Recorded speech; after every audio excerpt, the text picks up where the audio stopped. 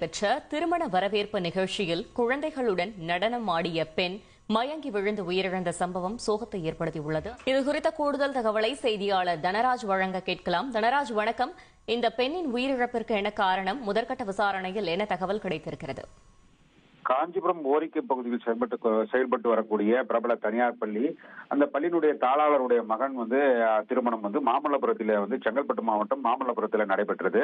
நேற்று நடைபெற்ற நிலையில் நேற்று வரவேற்பு நிகழ்ச்சி இரவு நடைபெற்றது.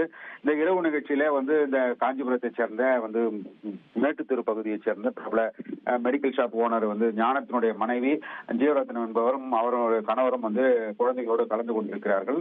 இந்த நிலையில இந்த திருமண வரவேற்பு நிகழ்ச்சியிலே கானா திரைப்பட பாடகர் வேல்முருகனுடைய இனிசை நிகழ்ச்சி நடைபெற்றிருக்கிறது.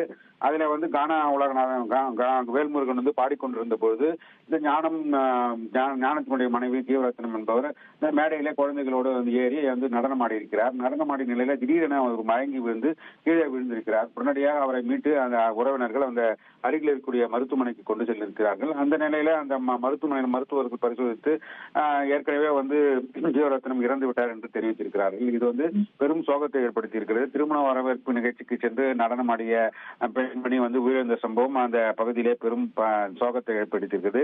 திருமண வரவேற்பு மகிழ்ச்சியுடன் தொடங்கிய திருமண வரவேற்பு நிகழ்ச்சி தற்போது சோகத்தில் முடிந்திருக்கிறது.